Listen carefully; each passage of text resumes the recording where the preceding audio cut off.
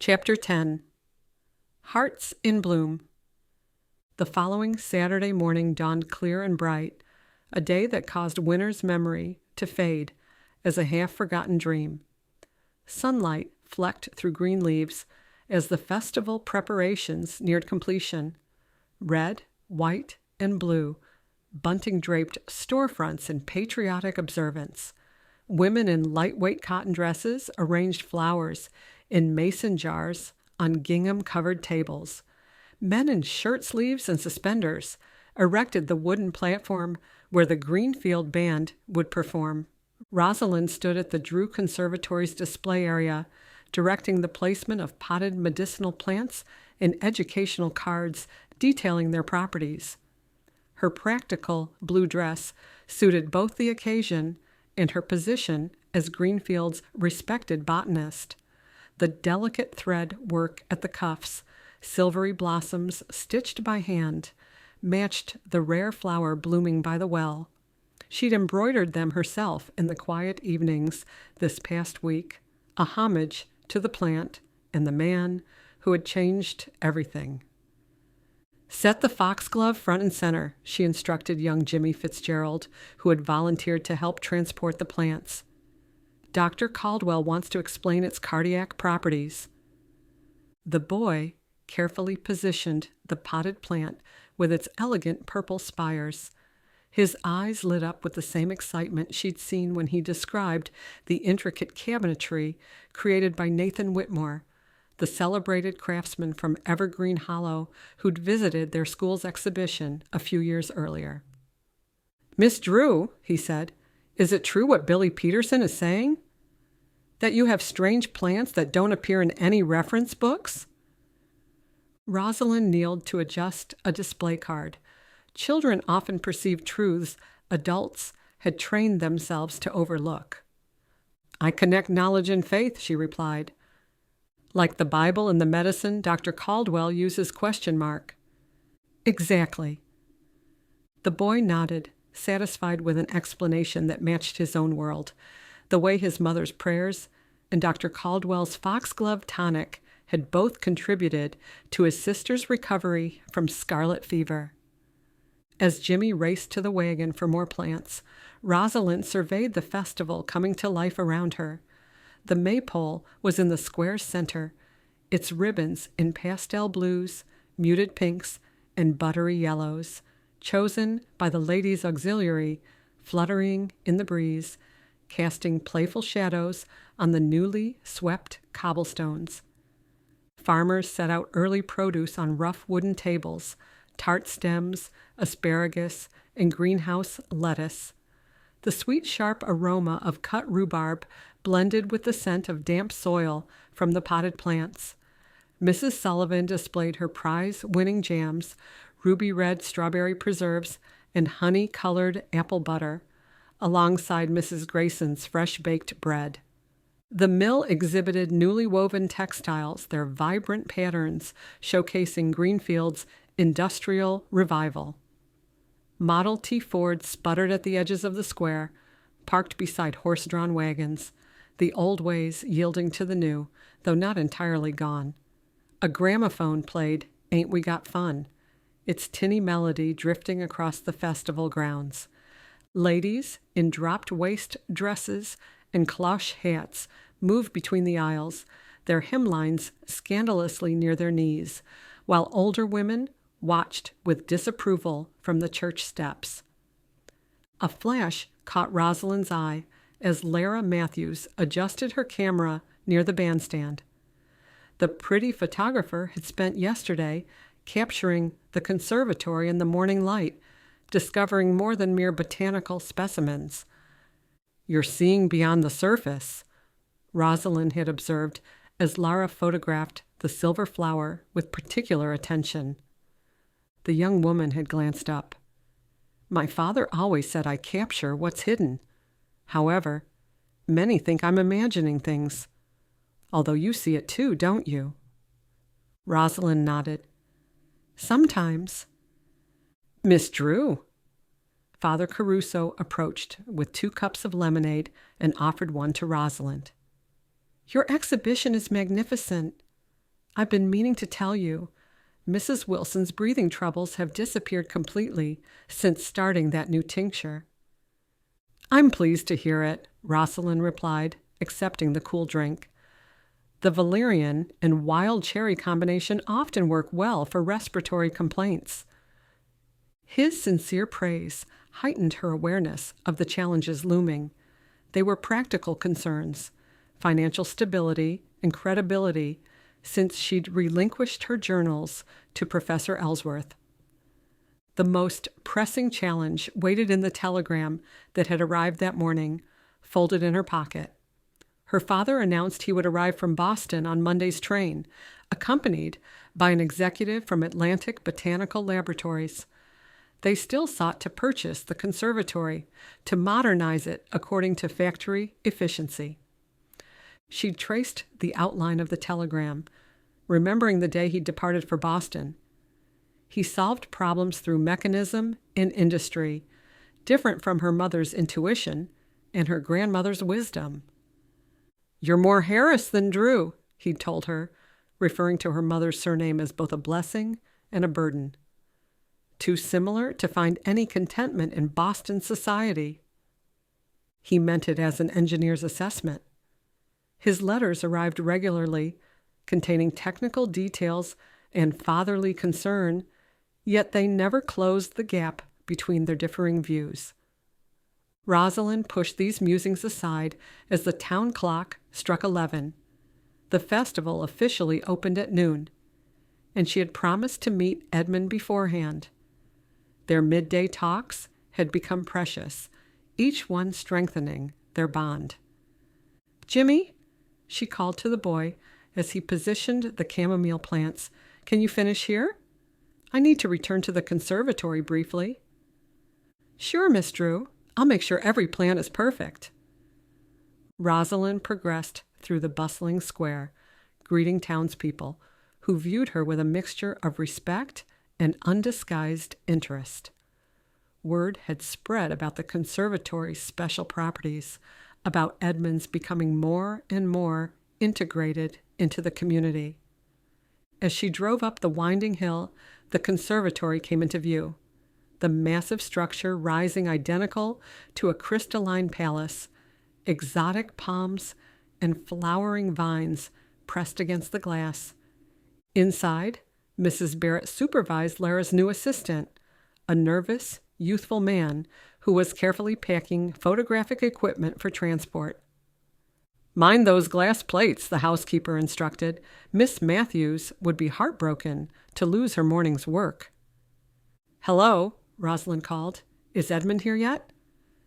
"In the rose garden. He mentioned preparing a surprise for his demonstration." Rosalind headed through the corridor, retracing the path to the place where Edmund had first stepped into her life.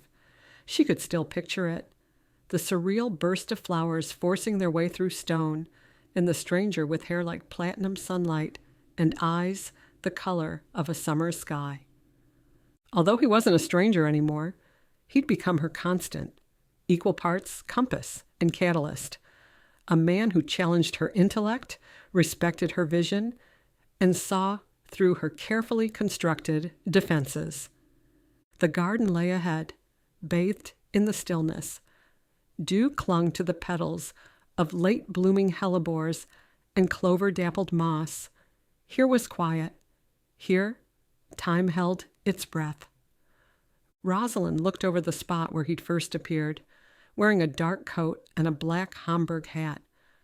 She'd been bracing for another loss. Instead, she'd found him. And through him, she'd rediscovered herself. She paused, surprised at the scene before her. Edmund knelt in the garden, trading his formal wear for a linen shirt and trousers covered by a protective canvas. He bent over a wounded creature, a cardinal with an injured wing, its bright red feathers dulled by stress and pain. "Gently now," he murmured. "Trust comes before healing." He stroked the bird's trembling body with one finger, while in his other hand he held a tiny fragment from the silver flower. Gradually, the cardinal stilled, its shining black eyes fixed on Edmund's face. "You are seen. Your pain matters. Your life has value." He spoke in a low voice, then hummed what Rosalind recognized as Greensleeves, the melody shifting to include quarter tones, giving the familiar tune an unanticipated depth and resonance. The bird chirped once, then launched into the air, circling Edmund's head before soaring skyward. Rosalind's heart swelled with an emotion so powerful it brought tears to her eyes. This man knelt in garden soil to heal a wounded bird because its suffering mattered to him. "That was beautiful," she said, stepping into the garden. Edmund peered up. "Rosalind, I didn't realize you were watching." "I wouldn't have interrupted for anything." She joined him among the roses. "Is the cardinal going to be all right?" "I pray it will be." "You pray?" "More often than I ever have. The majority of people I know wouldn't stop their work for an injured bird." He brushed the last clinging flecks of dark earth from his palms and stood. That's the difference between moving through life feeling alone and suddenly seeing how everything, everyone you've touched, is part of the same thread. It's how we were created to live. "Yes?" He turned slightly. "Excuse me for a minute." He walked to a potting shed, tucked in the back of the conservatory, hidden among a cascade of climbing jasmine. She heard the faint sounds of rushing water. A moment later, he reappeared. His hands were clean, and he sported a tweed jacket and tan trousers, pleated with a high waist. "I brought a change," he explained as he claimed her hand. "And I've been thinking about your father's telegram." She drew back slightly. "How did you—" "Mrs. Barrett told me." She sighed, fumbling in her pocket for the telegram. "He arrives Monday with an Atlantic botanical executive. I'd almost forgotten about their purchase offer." "What will you tell them?" "I don't know. Father believes he's acting in my best interest. Atlantic Botanical provides financial security, recognition, career advancement, everything my education prepared me to value. But this is my home." His expression shifted as he concentrated on her. She appreciated this about him, the subtle crease forming between his brows, that his hand stilled in mid-motion as though the rest of the world could wait whenever she spoke. He didn't rush to respond. He let her words settle before reaching for them, as if they deserved the courtesy of space. He heard not only her voice, but the intention in it. "We'll offer wisdom they cannot find elsewhere," he said simply. The town clock chimed the quarter hour, reminding her of festival obligations. "The opening ceremony begins soon," she said, "and your presentation is at 2. They departed, deciding to walk. To casual observers, they seemed merely a distinguished botanist and her scholarly colleague. To those with discerning eyes, they were a couple falling in love. Once they entered the square, the festivities enveloped them. The Greenfield Band tuning instruments on the wooden platform, youngsters laughing as they practiced maypole dances, merchants calling their wares with cheerful competition.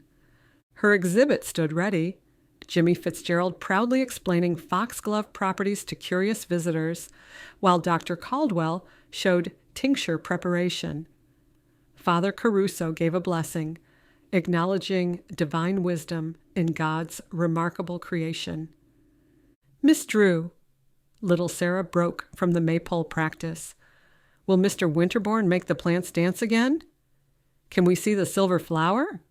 Do you really have magic water that heals broken hearts?" Rosalind laughed, appreciating how little ones translated complex concepts into a framework they could understand. "He'll talk about plant growth," she confirmed. "As for magic water, well, the conservatory uses special cultivation methods. My mama says you're like the lady in the fairy tale who married the north wind." Rosalind's laughter came again, soft and surprised. "I'm not married," she said, though her gaze flicked instinctively to Edmund. He knelt beside Sarah, the fabric of his coat sweeping the gravel, his eyes steady and kind. "Your mama's wise," he said. Sarah grinned. "My plants get taller if I water them faithfully. They want to be taken care of. Never lose that faith." Edmund's tone was low, almost reverent. "Faithfulness makes things grow. Gardens, yes, along with trust, friendship, and love." He glanced at Rosalind and smiled. She smiled back. She wasn't standing alone anymore. Someone was beside her. "I'll be back," he said, wandering away as Dr. Caldwell stepped over to her. "The conservatory is beautifully represented," he said. "It feels right to be part of the celebration." "More than right," the doctor corrected. "More like necessary. Greenfield needed this reminder that life continues, that seasons change. Your contribution goes beyond mere flowers. They are gifts." "Some gifts aren't easily explained," she replied, watching as Edmund narrated a tale to the little ones that caused them to gasp with delight. Dr. Caldwell followed her gaze. "Your Mr. Winterborne has become quite the local sensation. The mothers talk of nothing else and brag about his way with their children when he speaks to them." "He's not my—" Rosalind began, then stopped herself. What exactly was Edmund to her? A partner? Someone who awakened possibilities she'd never dared consider? "He's not mine," she finished. "Edmund belongs to a wider world than either of us." "Don't we all?" The doctor chuckled. "Though some connections seem ordained by Providence." He patted her hand. "I should check on the first aid tent. These events invariably bring at least one scraped knee or bee sting." As he departed, Mrs. Fairchild and several ladies from the auxiliary advanced. "Miss Drew," Mrs. Fairchild began, "we've been discussing the remarkable recovery the town has experienced." "Spring brings renewal," Rosalind said. "Indeed, although some renewals seem more miraculous than others." Mrs. Adams joined them, her black crepe exchanged for a navy dress with white trim, her first step away from widow's mourning. "My Gerald's rose bushes have sprouted." Bushes, I was certain, had died in the extended frost. It's as if they're stretching upward beyond sight. "Plants are more responsive to their environment than we often credit," Rosalind replied.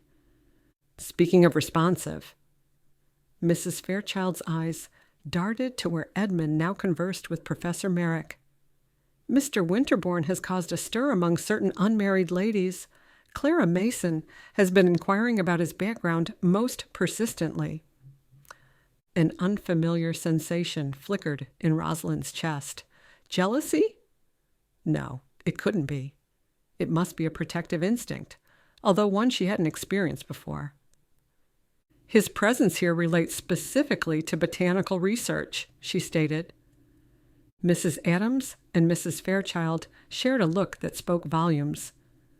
"Botanical research," Mrs. Adams repeated with a smirk. "This is the label they're going with these days? My dear, I may be in mourning. But I'm not blind. How he looks at you isn't remotely scientific." Rosalind's cheeks turned hot. "I need to inspect the foxglove," she muttered. Mrs. Fairchild grinned. "Are you attending the spring dance this evening? Mr. Winterborne mentioned to my husband that he plays the violin. We could use more musicians." The spring dance. In Rosalind's absorption with offers and collaborations, she'd forgotten the culmination of the festival, a gathering beneath lanterns in the square, where couples enjoyed the beginning of the warm season. "I'll consider it," she promised as she retreated. She busied herself rearranging already perfect mason jars, her mind whirling with conflicting emotions. The children wanted to know if plants dream. Edmund's voice came from behind her, calm and centering. I told them all, living things seek light, especially in darkness. Rosalind swiveled, and there he was, far nearer than she'd expected. He stood like he always did, effortlessly commanding the surrounding space, his tweed coat skimming his broad shoulders, his hair in just enough disarray to suggest he hadn't meant to be irresistible, but he was. The sharp line of his jaw, the startling clarity of those blue eyes. He looked devastating, as if carved from some higher place and dropped into her life to undo everything she thought she knew. You just gave a poet's answer, she said. A truthful one. Mrs. Fairchild mentioned the dance. Ah, he grinned. Will you attend? I hadn't planned to. These type of days are exhausting. And rewarding. He reached past her to straighten a display card, his arm briefly brushing hers. The contact, however slight, sent awareness rippling through her. Community celebrations serve purposes beyond mere entertainment. They mark transitions and improve bonds between neighbors. You sound like an anthropologist studying quaint local customs, she teased. I've done exactly that, for longer than I care to admit, observing in place of participating. The wistfulness in his tone touched a deep chord within her. How lonely his life must be, moving between cities and never forming connections, never experiencing the joy of belonging. What's changed? She asked. Lately, I'm reconsidering many long-held assumptions. Little Sarah darted between them, her braids flying. Miss Drew, Mr. Winterborne, come quick. The flower competition is starting, and everyone says your roses are really pretty. She pulled them to the judging tent, where Greenfield's gardeners showcased their finest blooms. Rosalind's conservatory didn't officially compete. It provided specimens for demonstration, not judgment, though townspeople judged all other flowers against hers. Throughout the afternoon, the festival's cheery chaos repeatedly separated Edmund from Rosalind. She glimpsed him teaching younger children about plant classification, demonstrating soil compositions to several farmers, and discussing potential collaborations with Professor Merrick. Despite the distance, she was mindful of his presence, his voice carrying over the open space, his form cutting through the crowd with authoritative intensity. His striking features were difficult to miss, drawing eyes without effort. Now and then, his gaze found hers, offering a reassuring glance that seemed to say all the words between them left unsaid. By late afternoon, while vendors packed their wares and musicians tuned their instruments, she felt both exhilarated and exhausted. Her exhibition was a tremendous success, with dozens of townspeople requesting information about medicinal plants they could grow in their own gardens. You've done your grandmother proud, Mrs. Barrett said, joining Rosalind as she packed the last of the specimen jars. Elizabeth always declared the festival wasn't about showing off fancy blooms, but about reminding everyone that beauty serves purpose. I hope so. Rosalind secured a wooden crate. I question whether I'm truly continuing her legacy or forging a path entirely different. Both, I should think. Mrs. Barrett's practical wisdom had been a cornerstone of the Drew household for so long that Rosalind sometimes forgot the depth of her perception. We don't preserve legacies like bugs in amber, frozen and unchanging. They're intended to be lived, shaped by God's hand. She nodded at the church spire. Faith doesn't mean understanding the whole path. It means trusting that the one who planted the seed will bring the growth. Even when the way is hidden, he knows where it leads, and he walks it with you. Rosalind clasped the older woman's hand, grateful for her insight. Do you plan on going to the dance? At my age? Mrs. Barrett chuckled. My dancing days are far behind me. although you should go. The lavender silk dress with the fringe is perfect." "I haven't decided." "Well, while you're not deciding, I'll press the dress just in case." Mrs. Barrett gathered a light shawl around her shoulders. "I'll take the crates back in Mr. Grayson's delivery wagon. He's offered to transport them." "What would I do without you, Mrs. Barrett?" The housekeeper paused.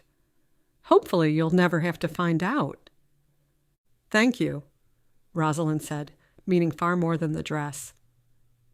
The musicians assembled near the gazebo to rehearse. Dr. Caldwell adjusted his clarinet reed. Mr. Henderson's sons formed a string trio, running scales, and several others, with instruments ranging from a flute to someone else coaxing a wheezy tune from an antique accordion. Rosalind stood back, content to observe, until footsteps in the grass drew her attention. "They're short a violinist," Edmund said. "Mrs. Fairchild talked about needing one more for their quartet." "Your grandfather mentioned you play beautifully." Rosalind recalled the forest clearing and his grandfather's mesmerizing melodies. "Care to join them?" Uncertainty crossed his face, an expression she'd rarely seen on his composed features. "Would you like me to take part? Or would it cause complications because—" She understood the question before he finished it. His presence at the conservatory could still be framed as professional. But joining the town musicians? That was another matter entirely, and far more personal. "People will see what I've seen, that you belong here. They already speculate about you. They'll continue whether or not you play violin." "What do they say?" "Women say you're incredibly attractive." She echoed Clara Mason's words with a mischievous smile. "And you have mysterious connections to Boston society." She mustered a measured breath. "Some say you look at me in ways that aren't remotely scientific." "How do you respond?" "People will always find matters to discuss over their teacups, but Greenfield values community, and they welcome your music." "You didn't answer my question." She grinned. "I did, for the most part." He glanced at the gazebo. "I didn't bring my violin." She opened her mouth to reply, but Mr. Henderson called out, "I couldn't help overhearing." "We've a spare if you're willing, Mr. Winterborne. Old, though she sings just fine." "Then I will be honored." Edmund hesitated, then nodded before turning to Rosalind. "May I request a dance tonight as well?" Her heart quickened. "I'm unsure whether I'm attending." He flashed a smile. "Your lavender silk dress with the fringe is appropriate. It matches the springtime twilight." "How did you know about the dress?" "I eavesdropped." He strode to the musicians, greeting them with formality and friendliness before trying out the violin. "It'll do nicely," he said when he returned to her. "Good." She gestured toward a vibrant tented area. Terracotta pots burst with red roses, ferns cascaded from hanging baskets, and trays of seedlings promised a summer bounty. An intricately carved wooden sign read, "The Drew Conservatory's Blooming Plants." "High time for the greenhouse tour," she murmured, "out here in the open air." "Lead the way, Miss Drew. Wherever you go, I'll follow." He smiled, rare, unguarded, and meant only for her. With him, there was no need to prove herself. She no longer had to hold the universe together on her own. Once, she believed control was her greatest strength, relying only on herself and not needing anything or anyone else, certainly not love. But she'd been wrong. Love didn't cloud clarity. Love refined it. Love made color sharper, rendering these moments impossibly vivid.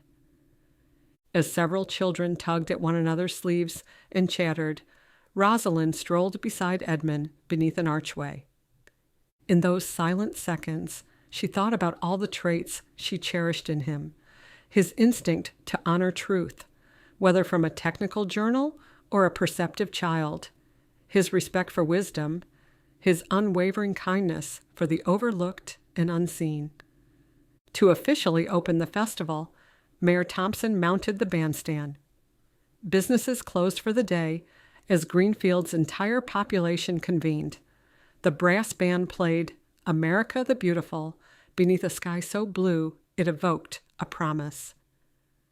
Edmund and Rosalind's hands found each other, an instinctive joining. Laura Matthews stood nearby. She lifted her camera and captured the moment. The beautiful botanist and the handsome man framed against Greenfield's spring celebration. One photograph among many taken that day, yet perhaps the most significant.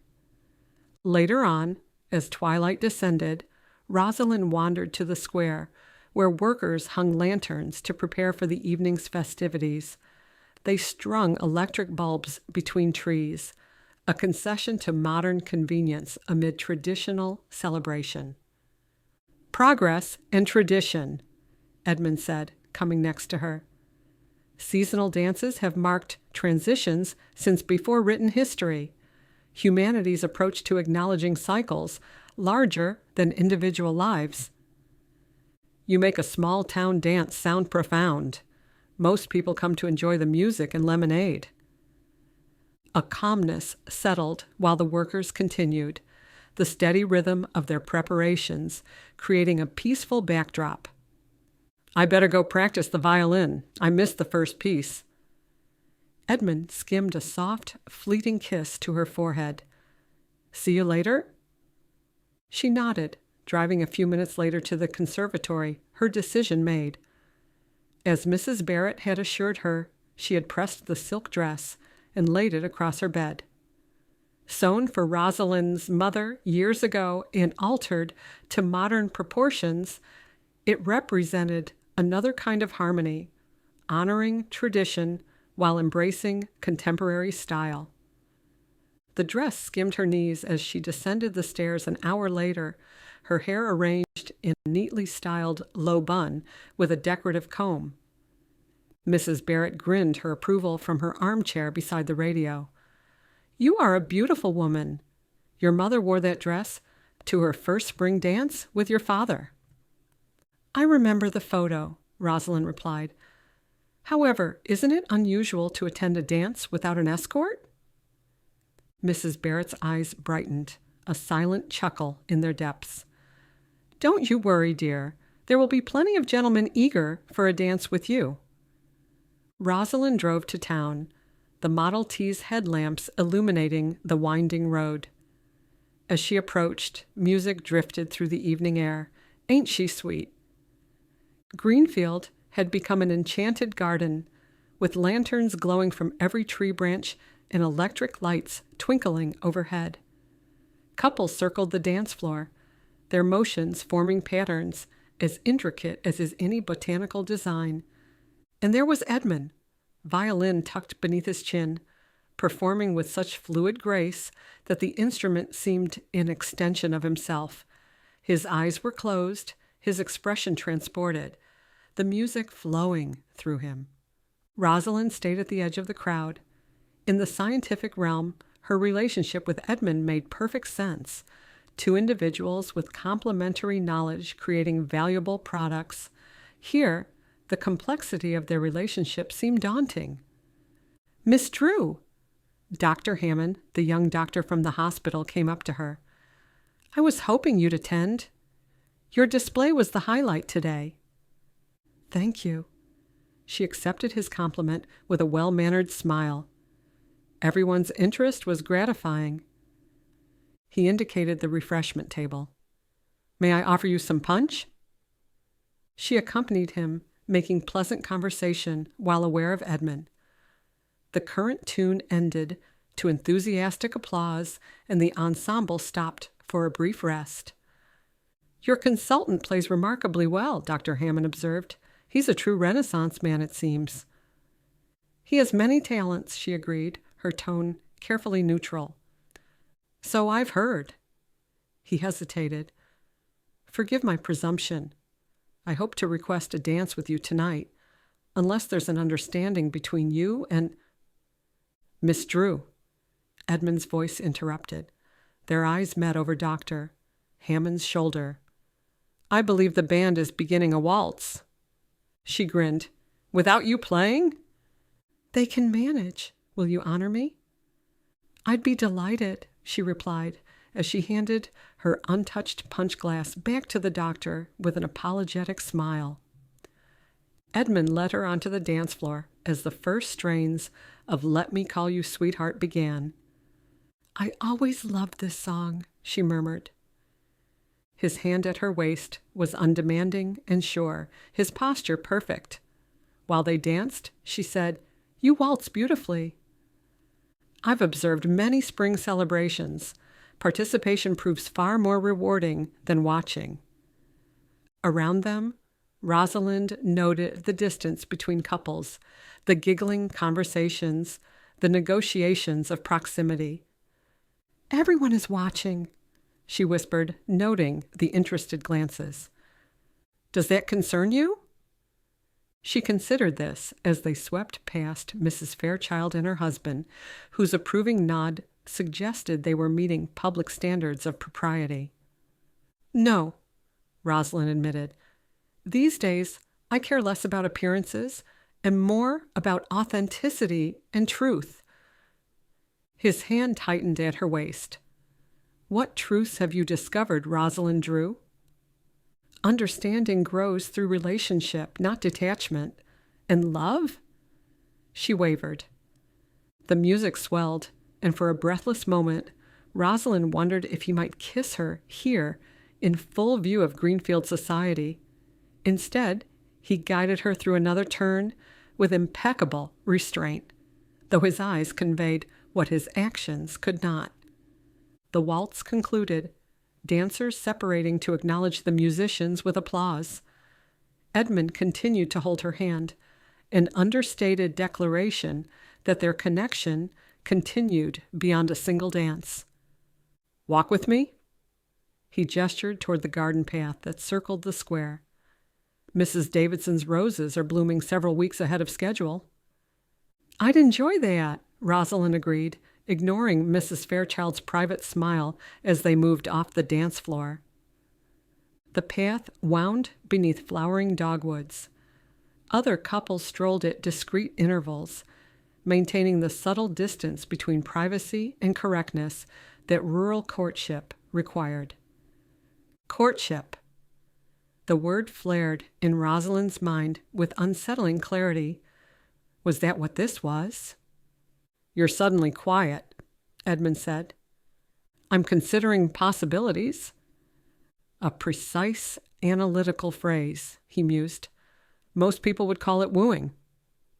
And you? The question slipped out before she could guard against it.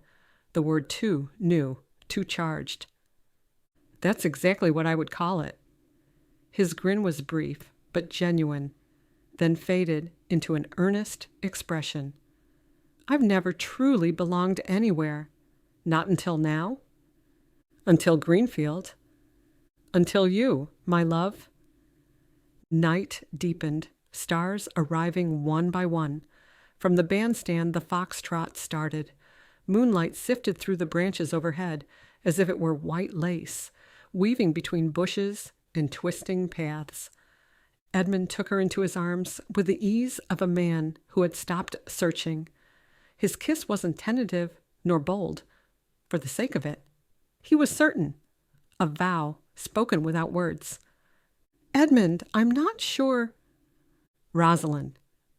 He cupped her face, studying every contour with the care of a scholar who had found a truth worth treasuring. She didn't flinch, didn't retreat. She kissed him back, drawn to him. When they parted, her breath hastened. That was harmonious, he suggested, his chuckle gentling years of restraint. Trust you to use scientific terminology for a kiss. It's my nature. He brushed a strand of hair from her temple. They slipped away from the celebration, exchanging smiling farewells. Edmund gave the musicians a gracious excuse. There was research requiring his attention. Mrs. Fairchild's amused glance and Dr. Hammond's momentary scowl trailed after them. A few minutes later, Rosalind's Model T hummed steadily over the mist-laced roads. Fog rolled in over the hills, blurring fields and fences into indistinct outlines. They didn't speak, although silence no longer seemed empty. Instead, the silence carried a shared meaning. Back at the conservatory, a lamp glowed in the front hall, left on thoughtfully by Mrs. Barrett. They edged through the arched corridors and to the old well. The silver flower was open, its petals turned outward in stately form. At its center, the pattern had grown more refined, shifting in a slow rhythm. Rosalind retrieved her notebook, ever the scholar. Foxglove derivatives show a 23% increase in potency, she noted, her magnifying glass glinting beneath the lamp. Germination rates have nearly doubled. If these metrics hold, we're on the verge of a truly transformative quality. Edmund didn't look at the flower. He looked at her. So what comes next? She asked. Not about research, not really. He threaded his fingers through hers. We observe, we nurture, we stabilize abundance with rest, brilliance with discipline. His thumb stroked hers. We do it as partners. In science? She offered the barest suggestion of a smile. In life, in all the ways that matter. I should warn you, I question, I debate, I examine motives, even my own. He smiled. Then we shall complement each other beautifully, with love. She saw the man behind the intellect who had waited with patience and composure, never asking her to be anyone but herself. Love? She said, testing the shape of the emotion. He nodded. Enduring, elusive, and essential. Their next kiss didn't seek to define or declare. It affirmed, and in its quiet assurance, a new season dawned. Spring had returned, in garden beds, in research journals, and in two aligned hearts.